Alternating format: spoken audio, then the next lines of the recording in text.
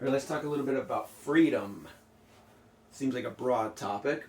Of course, freedom also means many different things to many different people. So let's narrow it down to freedom as it relates to the automobile, particularly the electric car. So, how do we define freedom when it comes to the automobile? It seems like automobiles are an extremely embedded aspect of American culture. Okay, of course, we have a large land mass in the United States and a pretty low population density, at least average population density. Um, Most people live in fairly urban, densely populated areas, but there's a lot of land that is effectively nobody's there. So to get from point A to point B, sometimes you got to go long distance. And of course, everybody thinks of the road trip. I got to have a car that can take me on road trips. It's hilarious because I have these conversations with people about electric cars, and the first thing that comes into their brain is, what about road trips? And I ask them, when's the last time you went on a road trip? Never. Never went on a road trip. When's the last time you drove across the United States? Never. Okay, then why do you need a car that can drive for, thousands and thousands of miles while being stopped for very little time? There's all these excuses. So obviously, if you like to take road trips where you enjoy getting in the seat of a car, driving down the highway for 300 miles at a clip, stopping for gas for 5 minutes, and then getting right back in the car, driving for another 300 miles, stopping for gas, driving for another 300 miles, stopping for gas for 5 minutes, then maybe electric cars aren't for you. But if you're like me, who cannot stand sitting in a seat for 5 hours, and the idea of stopping for gas after 5 hours, or stopping for gas after 5 hours, filling up, and then getting right back on the highway is just ridiculous. I'm not going to sit in a seat and drive down the road for that long. I don't know what it is about driving a car, but it really drains you of energy, at least for me.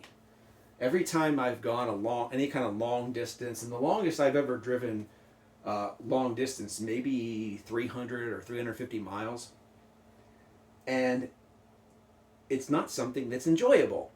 I don't find it fun. And the thing with an electric car is it takes longer to charge the battery than it does to fill up a gasoline tank with gas. So if you drive for 250 or 300 miles, and you got to stop and charge your battery, you have to wait a significant amount of time. If you're charging at 100 kilowatts and you are, say you have a 60 kilowatt hour battery, theoretically you'd fill up that battery in 6/10 of an hour. Now in reality, the battery needs a little bit extra time to kind of fill up the last bit of the battery. So it takes a little bit longer than that. But let's just say it's an hour to charge the battery at 100 kilowatts. All right, you're driving for 5 hours and you have to stop for an hour. It seems like a really good deal because I can eat a meal, maybe go to the bathroom, maybe walk around, sit in the car with the air on, and take a nap. Nice thing about electric cars is while it's sitting and charging, you can turn on the air conditioning and the heat, and you can just let it go, and you can just put the seats back and take a nap, and there's no noise. It's a very nice concept. Electric car, you can effectively use it as a hotel because you don't have that engine, and to sit and idle a gasoline engine to generate heat or to generate air conditioning is extremely wasteful, number one, of fuel. It also attracts attention because there's noise. And police will come up to you if you're sitting in your car with the engine running, sleeping, and start to ask questions. Are you okay? What are you doing here? You're not allowed to sleep here. The electric car, you could do that, and there won't be really any noise. Maybe a little bit from the air conditioning fan, but that's about it. It's a really nice idea to have that ability. But many other people don't see it the same way, and they seem like, well, you're losing freedom by having to charge your battery. How is charging a battery any less free than filling up with gasoline? I don't quite understand how that is, because I can charge a battery at my house. I could charge a battery at my friend's house down the street with a 120 volt outlet. I could charge the battery at a relative's house miles and miles away with a 120 volt outlet. You could charge at a charging station along the highway, but I can't get gasoline at any of those places.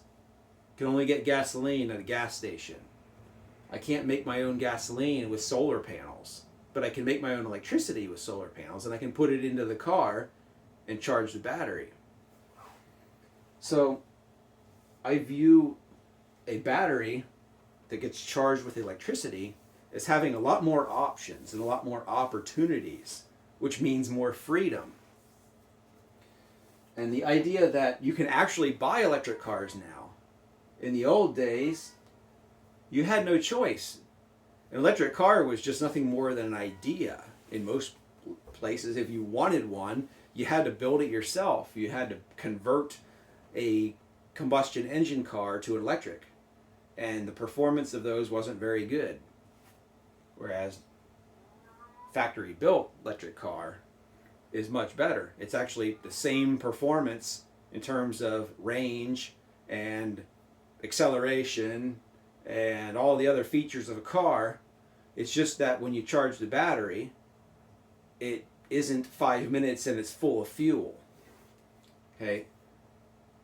And in 90+% of cases, that's perfectly okay, because I come home from work, I park my car, you plug the cable in to charge it, and you come inside the house and you do your thing, the car's charging and you don't even have to worry about it. Next thing you know, in the morning you go outside, get in the car, and it's charged. The battery is full. So I'm not sure where the whole lack of freedom idea comes from, because I think that you have more freedom now than you had in the past.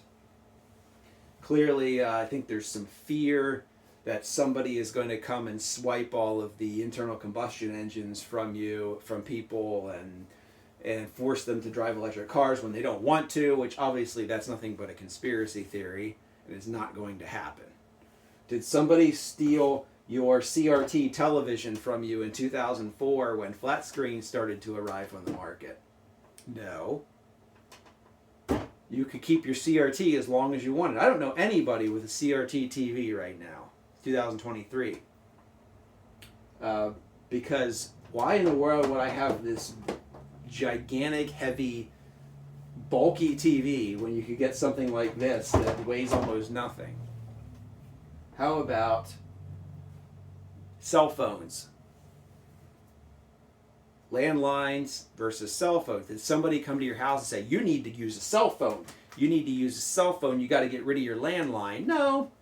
All the freaking copper wiring for landlines is still strung along the street out here and looks like absolute crap. Because nobody ever said your landline is going away. Even though there's millions and millions and millions of dollars worth of copper embedded in all this wiring that could be recycled because the infrastructure is effectively obsolete. Nobody told you you had to get rid of it. How about the dial-up internet?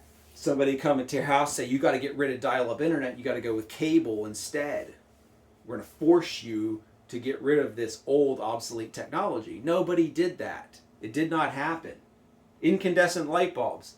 Nobody, no incandescent light bulb police has gone around and says you need to stop using incandescent light bulbs, you need to switch to LEDs. It did not happen. Basically, LEDs went on sale, and over the past 10 years, people just realized that's the better choice, it's the better technology. It's less energy, it's less heat, they last longer. So, the same exact thing applies to electric cars. Nobody's going to tell you have to get rid of your gasoline or diesel engine. But chances are, one day you'll probably realize that, electric car thing, that actually sounds like a really good idea now. We're going to get one. And that's it. That's freedom.